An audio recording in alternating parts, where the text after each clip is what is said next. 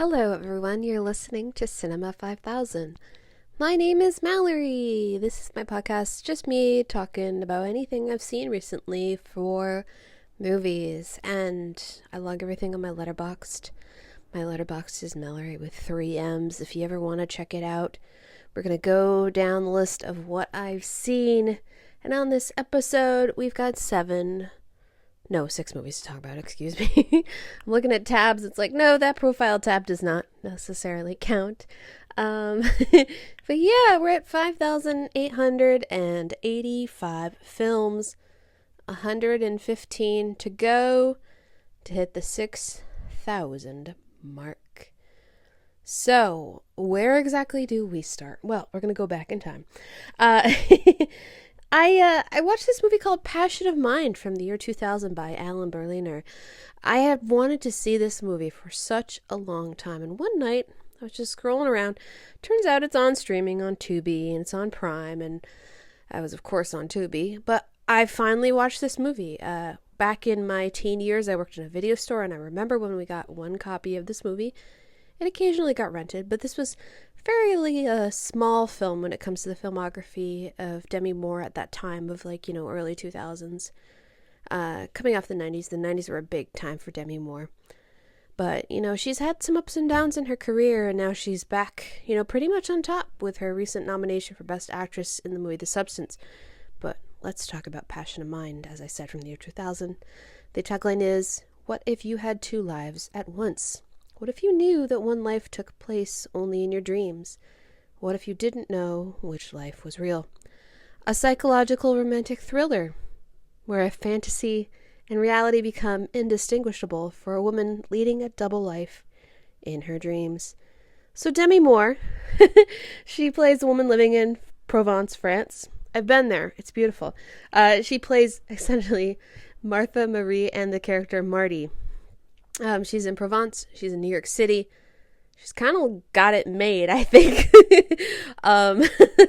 Her New York, life is pretty cool, and her life in France is pretty great, though she is widowed in France, and or not widowed, her husband left, I think. I can't remember. Regardless, she's got kids, she takes care of her kids, and she ends up falling for a man she meets who's played by Stellan Skarsgård, the character William. And then in New York, she meets Aaron, who's played by William Fichtner, and she starts to fall for him as well. So she's just living these two lives, and it's like she sort of goes to bed and then kind of wakes up in the other life, and you're like, what's the real story here? The real story is that one of the lives she has actually lived, though not as, that other person. It's more so something she's taken on, and it's a little bit confusing. However, as much as this was a movie that was kind of like a little up and down of what it was trying to say, if anything at all, it seems pretty flighty, seems pretty light. This, I think, could have been a little bit more fantastical. I think that would have helped it a lot. But it's also the kind of movie I don't think will work for many people. That being said, I was very entertained by this. There was a certain lightness to the film and how she's living these lives and meeting these men, and she has chemistry with everybody. There's a lot of romance in this, and I don't think it's heavy romance. It's pretty light. Like I said, light. Light is the word here.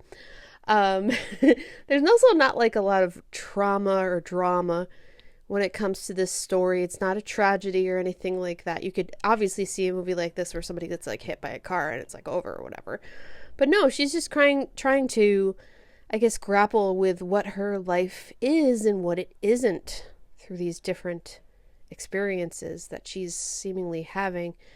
And she does fall in love. There's some good sex scenes here. It's nothing graphic. It's a PG-13 film, but there's a certain sensuality that I think this movie really succeeds at, even when it kind of doesn't really succeed at anything. Like I said, I was very entertained. This feels like a movie that's adapted from a book that could have been something on somebody's, book club thing. I'm thinking about other women's kind of stories, like an Eat, Pray, Love or something, where it's this issue of, having a personal crisis where you feel like your life should be one thing when it's not. And that's not really happening here. It's really just this memory that's kind of happening to her character. Regardless, I was entertained. It's not good, but it was nice to look at, and I can't hate on that. And I was happy I finally saw this movie. I feel like you could redo this movie and make it very, very entertaining, because it does just feel like an exercise in this semi-fantasy experience of not necessarily a midlife crisis, but close to it. What was I going to say? There was something I was going to say about it. I don't know. I enjoyed it for what it was giving me, and I still acknowledge its weaknesses as a motion picture and how the scripting isn't very fulfilling. But for a certain time of when this was set, I accept that this movie is what it is. So I gave it 2.5 stars. I felt like right down the middle was kind of the right way. Like, I can't quite recommend it, but at the same time, there's nothing really about this that offended me or just made me go, oh, come on, people, or anything like that. What are we doing here? Yeah, I said light. It's just a light enough film that it, is obviously forgotten, and nobody talks about this movie, and only 1,200 people have logged it on Letterboxd, which is not that many. But it's out there. Passion of Mind. Are you a demi-completist? You could absolutely watch this movie and get into the sort of universe that it's painting. But Provence, I recommend Provence. Go to Provence. New York City isn't bad either, but yeah, Passion of Mind from 2000, directed by Alan Berliner. I gave this 2.5 stars. Now, just last week, I did a double feature of our next 2 films. They are very similar movies about women as well, though women who are mothers and going through it. The first of those 2 films was Die, My Love from 2025, directed by Lynn Ramsey. Grace, a writer and young mother, is slowly slipping into madness. Locked away in an old house in Montana, her increasingly agitated and erratic behavior leaves her companion, Jackson, worried and helpless. Jennifer Lawrence is in this film as Grace. She is she's in a relationship, rather, with Jackson, who's played by Robert Pattinson, and they inherit a house in Montana.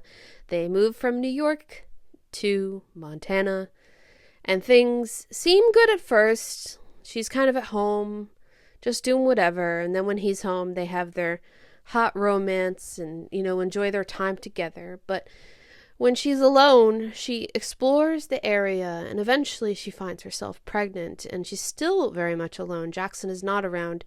He's trying to make money, and Grace at one point had her own career, and now she is stuck, essentially alone.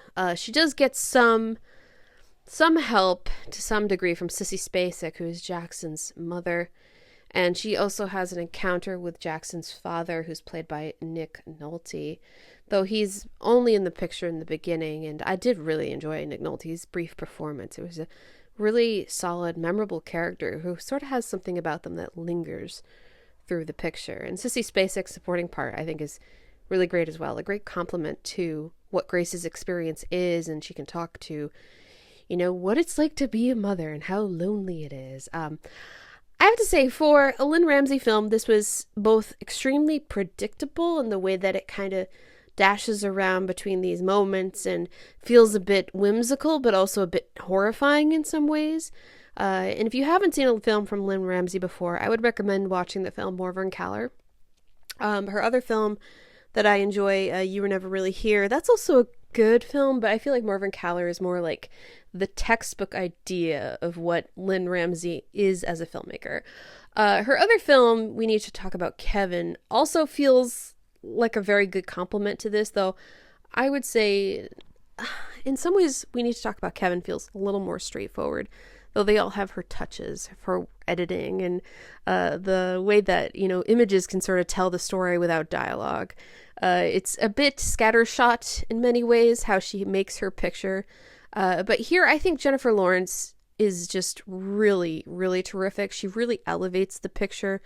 And she's, a more seasoned actress at this point. She's been in the biz doing bigger pictures for more than like a decade now. This on paper is essentially a smaller film, but the taking of the role of Grace is definitely a big one. She is definitely in pretty much every scene in the movie, and we have to follow her journey and understand her experience through touches of her, observations in Montana, and then how she, confides in Jackson about her problems and how she treats him and how he treats her, It's not an easy film to watch, and I would definitely think this is one that would turn some people off. It's also not a picture you can necessarily spoil, because we know that Grace is on a downward trajectory when it comes to her life, and due to the experience she has with her husband, and also in the beginning of the film it's kind of telegraphed too. But I like this. I gave this 3 stars. I think Jennifer Lawrence is, given one of the better performances of this year. Robert Pattinson isn't in the film enough for me to be like, oh, it's a great leading performance. No, he's more so supporting. But the images in this are very memorable. There's a couple things I think of when I think about this picture, certain moments that Grace experiences that, aid her loneliness, and then her desperation of the life she now has as things have gone on with her child, and then the relationship with Jackson. So I do recommend Die My Love. I gave it 3 stars. As I said, it's a newer film from 2025, directed by Lynn Ramsey. It is still in theaters right now. Also in the picture, I want to mention, Lakeith Stanfield has a brief part in the film. I will not spoil it though. So it's an experience. It is definitely an experience. It's a heavy one. I wouldn't recommend not watching this one if you find heavy, dramatic, depressing experiences in film, like just in those terms, like, something that might be a little bit emotional, full, very much a lot of turmoil. I would not recommend it, but I do recommend it on a general point. And it's funny, on the same night I watched the movie If I Had Legs, I'd Kick You, also from 2025, directed by Mary Bronstein. The tagline is, "Everything is under control." With her life crashing down around her, Linda attempts to navigate her child's mysterious illness, her absent husband, a missing person, and an increasingly hostile relationship with her therapist. I won't lie, I wanted to like this movie, but I just could not like this movie as much as I wanted to. Coming off of seeing Die My Love, I was in the perfect mood for a film where nothing is really going right, and that is truly what is happening to Linda. Her life just feels like one disaster from another, and not just feels, it is. Everything is going wrong that could go wrong. Her husband, not around. We only know him through his phone calls with Linda and the things that are going on and how she has to negotiate with him about things happening with their home and their child's health. And the child, the daughter, we don't see her on screen, and I liked that part of the film a lot. I liked how it was like a separate thing. That child is really existing with Linda, but not to us as an audience. So we're not judging the child, because obviously if it's a child and it's wailing and having issues, we might be like a little tired of it, but it's all off screen. And I there was something about that I found very creative, because it really forces us to focus more on Linda. And I don't think Rose Byrne is a bad actress, but this kind of felt a bit one note and not really inventive as far as her performance and who Linda is. And some of that I have to place upon the screenplay itself. It's like we don't really necessarily get to know her. We only know her through this chaos. So there's not like any moments, I will say, in the very, let's say, first half of the film that really make us connect with Linda. But then when there's a moment that the film wants us to connect with her, I felt like the moment was a bit forced and kind of uncalled for. It's just something I was a little like, that's kind of a card you didn't need to play in a movie like this. You could have just kept things up and just made it, continuously keep going, but it kind of takes a break to do some more heavier storytelling when it comes to Linda's life. So yeah, I can't really it's funny, I can't really spoil this movie, but if I talk about that moment, that is definitely spoiling something. I think that there's been a lot of movies about women just going through the turmoil and the tribulations and the awfulness of like how parenting can be so difficult, especially parenting when you're on your own. And I don't think this movie really shows me anything new. And really, it's very reminiscent of other films that are also produced by Josh Safdie. So Josh Safdie produced this movie. Mary Bronstein, the director, is married to Ronald Bronstein, and Ronald Bronstein is a a collaborator with the Safdies. In fact, he starred in their film Daddy Long Legs, which is so familiar to what this is doing. So this movie, it did work for me at times, but I think the familiarity and things and how it just kind of didn't give me enough of things that would make me enjoy the picture for what it is. I just couldn't get into it the way I had hoped to, and when it was finished, I was left a little bit little disappointed, not feeling empty, but feeling like there was something missing. So I had to give this one 2.5 stars. I also do need to mention that Conan O'Brien, A$AP Rocky, Daniel McDonald, Ivy Wolk, Mary Bronstein, and others are in the film. People you might recognize. Yeah, so director Mary Bronstein is in fact in this. But I think I have to give it 2.5 because I can't outright say it's a bad motion picture. Surely there are other folks out there who haven't seen movies that are similar to this, but I feel like it's just not turning over a new leaf when it comes to the subject matter of discussing how difficult life is and how troubling it can be for a woman just to exist. Yeah. As I said, I'm not saying it's a bad film. I just wish it was better. Yeah. Up next is His Girl Friday from 1940, directed by Howard Hawks. The tagline is, "They're at each other's throats when they're not in each other's arms." Walter Burns is an irresistible, conniving newspaper publisher, desperate to woo back his paper's star reporter, who also happens to be his estranged wife. She's threatening to quit and settle down with a new beau, but as Walter knows, she has a weakness. She can't resist a juicy scoop. This is really kind of a, screwball play on couples and relationships and people who, know each other and have good interest in each other but are not together anymore. And a lot of the dialogue is very fun and colorful. Rosalind Russell plays our lead here. She plays Hildy. And Hildy, she's driven crazy by Cary Grant's Walter Burns. There's a lot of fun in this picture and this dialogue, and it's very classic feeling, and it's kind of amazing. I have not seen this movie yet, but as luck would have it, when I was just hanging out, and I was like, I want to watch a movie. I don't want to watch anything too long. And I have a list on my Letterboxd that's all the movies I own, and I own a lot of movies. Currently, I own over 1,300 discs. It's more than that. It's getting close to 1,400, and there's probably even more I haven't even found and counted. But I have a random copy of His Girl Friday on DVD, and I knew it was not the Criterion, of course, because it's far too old to be that. And so I put the DVD in for the first time. I got it randomly in a Bull Moose grab bag, and it was pretty clear when I put this on that this was a VHS rip of the film put on a DVD. And I knew it because not just the visual quality, but because there were tracking marks that came through, the crackling, the lines and such. If you're an old timer like me, you know what VHS tracking is and how you have to adjust it when you're watching movies sometime. Or if you're lucky enough, you have a VHS player that adjusts it automatically. Really funny experience, but also gave a little bit of a flair to this experience of really making it feel like an old-timey movie. Howard Hawks, I've only seen a couple of his films thus far. I've seen Gentlemen Prefer Blondes. I've seen Bring Up Baby and The Big Sleep. He's done things like Rio Bravo and To Have and To Have Not. I'm going to have to get into those films. And also, Red River. I have not seen Red River. Yeah, I should watch that. Actually, have I seen Red River? Oh gosh, I don't know. Yeah, it's a classic film. His Girl Friday has those things that make movies like this withstand the test of time. It's why people still watch it today. It's why I still watch it. I mean, come on. It's there's plenty of older films that are, kind of not just lost to time, but lost to notability. And this is one of those pictures that has the feeling of something that anybody can watch and enjoy. It's not a very long film.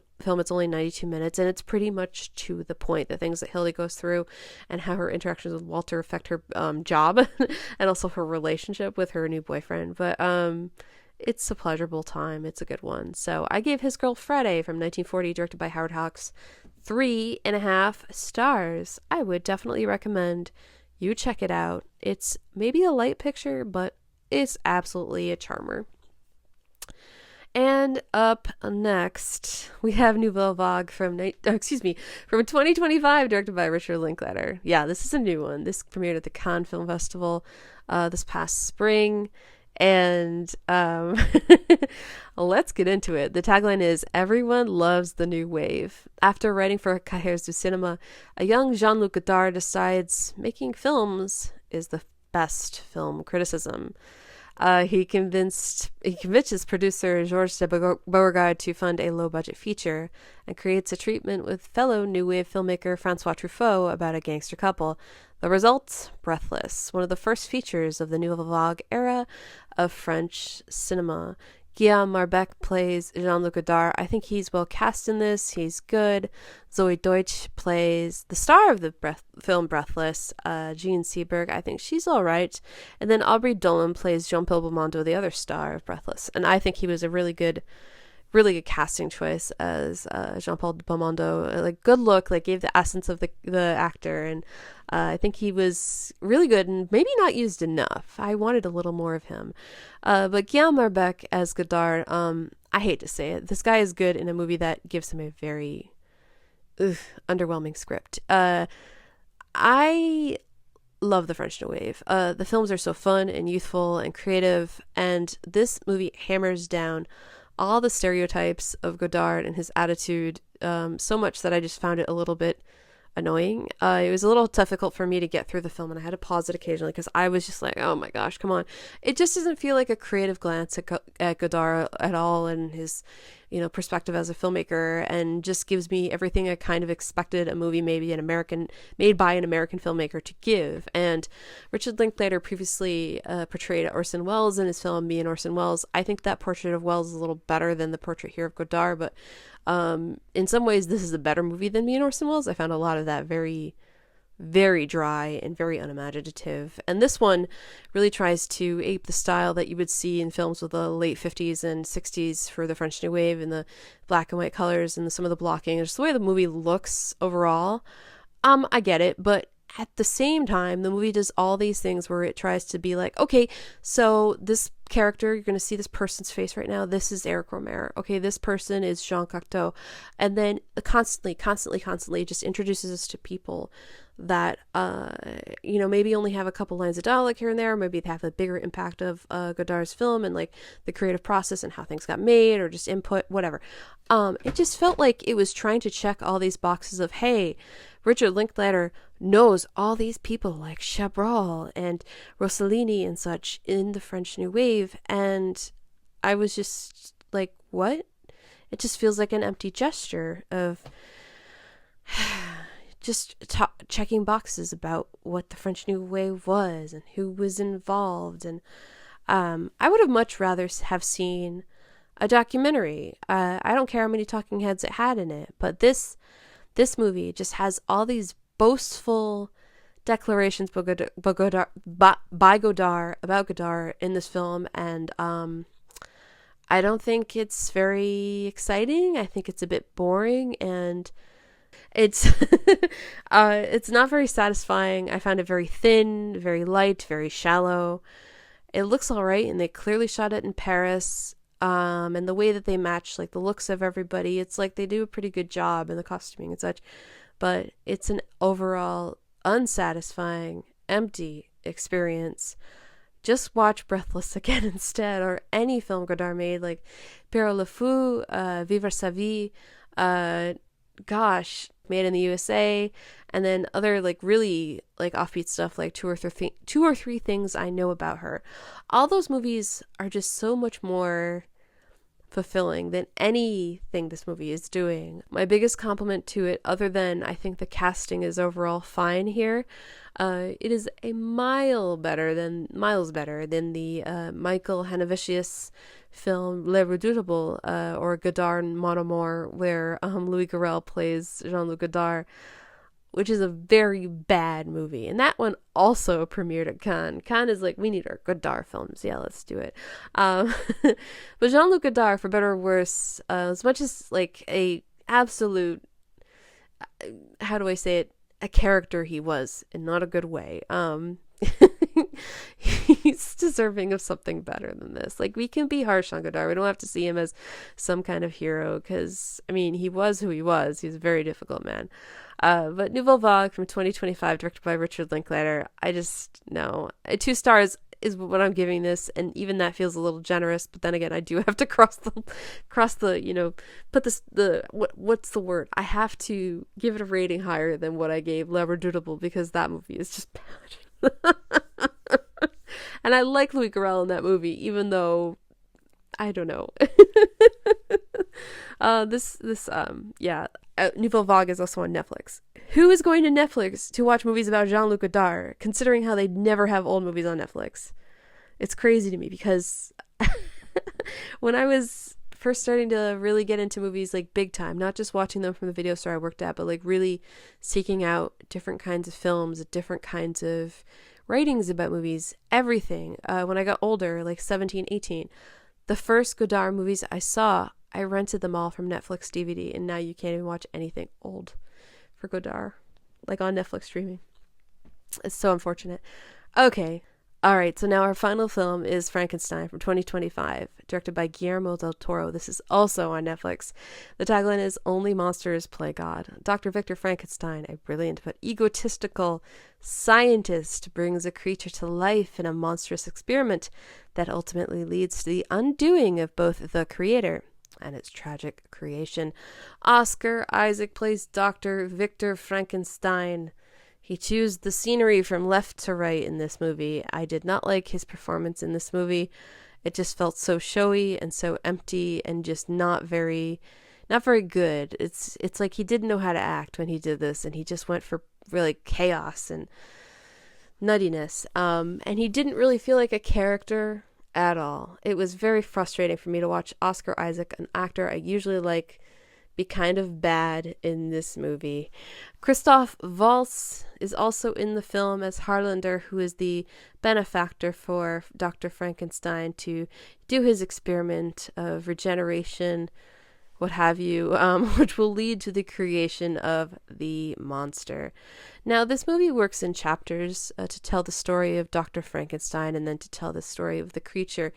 So let me be frank and say the first half of this movie that really focuses on Dr. Frankenstein, I did not like at all. Not just for Oscar Isaac's performance and the ridiculousness of it. It just never hit me. The movie was all style, not even very good style. I did not like the cinematography for this movie. It often made me feel like I was wearing the VR glasses. There was sort of like an angle that this movie was shot at, and I question why you would shoot a movie this way. Also, a lot of the scenery looked very garish and not convincing. I did not really care for much of anything going on here. Mia Goth, I should also mention, is in the picture as Elizabeth, and Dr. Frankenstein start to find they have things in common, like insects. She's actually not in the film a lot. I was very surprised by this. She has like a significant part as far as the impact to the story, but she's not in it much, and she's not really given much to do either. It was very disappointing, the writing here. But let me get to what I did enjoy about the picture. Once the monster / the creature, Jacob Elordi, shows up, he's generated, he is alive, I thought he was fantastic. What a wonderful performance to give life to this creature / monster. And the way that he plays off of Oscar Isaac, it's kind of funny, because you're just kind of like, whoa. Oscar Isaac is clearly not doing the good work here. It becomes even more evident that the thing that works in this movie is Jacob Elordi. The makeup I didn't really have like a problem with. I know there have been some negative comments out there about it and how his design is, but I thought it was all right. I mean, it's not the deal breaker for the motion picture for me. I mean, I have to enjoy it, but I'm not going to look at the creature and be like, oh yeah, I don't like that. At least it's not all CGI, it is an actual person. And I think that's its biggest triumph in this movie. The fact that Jacob Elordi's character, the creature, is able to emote and learn and really give personality that this movie so desperately needs. It's a very refreshing and really strong performance without being strong at all. And then there are some moments where it gets, into the anger and frustrations, and the things. If you know Frankenstein, the violent side of things. But nevertheless, it was just a really, really terrific performance from Jacob Elordi. And I thought he was a good actor. Wasn't really sure if he'd ever be great in anything. And here he transcends. He's He's fantastic. And there are certain things about the design of his costume and makeup that I think really work too. Like there's something to do with his eye. You'll notice it, where it's like a different color, and I was just like kind of that little touch there. I think was really sharp and really, really great. And it breaks my heart to think about how his performance and his actual look and the artistry for him is so successful, and yet the movie around him is just so unsatisfying and a bit of a flop for me. I also really did not like the score from Alexandre Desplat. I generally like his music and scores. I couldn't believe it. Shocking. I was shocked. Yeah, so I don't like this movie. I think it's a disaster in a lot of ways, and it's very empty, but Jacob Elordi really, really impressed me here, and I would say I'm giving this 2 stars, and really those 2 stars are for Jacob Elordi. I can't give it 3 though, because that would mean I recommend it, and I don't recommend it because this is also a very long film for what this is, for being so, man, just not that great. It's 150 minutes long. But maybe the thing to do is you watch it at home on Netflix and you take a break between the chapters that the movie lays out. And also, I want to mention the narration for Jacob Elordi's creature is also really good too, because that gives us perspective on his character as he's just learning things. So, yeah, 2 stars for Frankenstein from 2025, directed by Guillermo del Toro. And I'll be frank with you all and say I've never really been a fan of del Toro's work, but I'll give him a chance because he's making enough movies that are, either popular or just, sort of in that, picture of like, I don't know, maybe it's a little horror, maybe it's creature stuff, creature feature, yeah. And I think mildly enjoyed some of his movies, but I've always seen him as someone who is style over substance. But yeah, Jacob Elordi, very memorable performance. It will probably be one of my favorite performances of the year. No contest in that, distinction for sure. It's very impressive and satisfying for a movie that is not. So, I think that is the episode. Yeah, gosh, what am I going to be watching soon? I don't know. The Thanksgiving holiday is coming up, and I know I'm going to have some time to just like sack out, watch movies all day. I really want to go to the theater. I haven't done this in a long time, other than film festivals. I just want to go to the theater and just watch movies all day. Like, and it doesn't matter. I have the Regal Unlimited thing, so I can go and do that, but I just don't because, life and busy. But I do have the chance to see Jake Kelly and Sentimental Value soon. And then what's coming soon? I don't know. Other stuff. The Kill Bill, I want to mention this is important. The Kill Bill Whole Bloody Affair is coming to regular theaters. I'm pretty sure there was a poster that it's like on 35 and 70 millimeter in some theaters. Check your local listings because my theater that does not do film projection is going to be showing it. And I will be going to see The Whole Bloody Affair. I'm very excited for that. And that will not have to be a rewatch recap because it is technically a new release. Yeah, if you don't know what The Whole Bloody Affair is, it is the 2 Kill Bill films put together as one experience with additional scenes, and it is not rated. So with the R-rated version, some of the scenes with violence are in black and white. Not this time. They're all in color. So I think it's not only awesome that it's coming to theaters, but regular theaters like mine are going to be showing it. That's awesome. That's great. Kill Bill, both volumes, is a lot of fun. So I'm super excited for that. But I also have another thought. I want to do an episode in the future where I only watch movies that are on DVD or Blu-ray that I've never watched before, because I mentioned earlier when talking about His Girl Friday, I had the disc, never watched it. I have a lot of movies I've never seen before. I want to do just a whole week. I'll figure it out about the timing of like when I'm definitely not going to go to the theater, because when I record my episodes, I have just finished watching a movie in like the last day or so, and then I want to record immediately after that when I've hit like maybe 6 films or so. So I'll plan something out. Actually, now that I think about it, January is probably the best time to do that, because other than awardsy season films, nothing really amazing comes out in January. Unfortunately, that's the truth. January, February. So I'll be planning a future episode where I just take my Letterboxd list of all my movies. I hit shuffle, do what I did for His Girl Friday and just watch stuff I've never seen before. Randomly. Yeah, that'll be great. I look forward to that. Who knows? I'll be probably watching some weird rando things like, I don't know, Jean-Claude Van Damme movies. I've got so much random stuff, and then I love going to Savers and just picking up movies that I've heard of before that are maybe not on streaming. I have no idea if this movie is good or not, but recently I got a DVD copy of the movie Same Time Next Year with Alan Alda and Ellen Burstyn, and I want to see that movie. I have no idea if it's good, but I got it at Savers for like $1 something. I get those coupons at Savers. That's when I'm like, okay, I got the coupon. Time to go pick out some movies. But I do love a Bull Moose grab bag too, so I'll get those grab bags and I'll just try my luck. Usually they come with 10 movies, but recently I got one that had like 3 copies of the movie Jack the Giant Slayer on DVD. That was rude. Whoever did that, I don't like you. But I have so many other duplicate DVDs too that I need to go through and figure out what to do with them. I have given some away to friends. I'm actually thinking I'll just ditch them in like a little free library that I have in the neighborhood somewhere. Yeah. Maybe. I don't want to sick bad stuff on people, but I have to admit I've got like probably like 4 copies of The Departed. But yeah, this is Mallory. Thank you so much for listening to my podcast. Go to the website, cinema5000.com.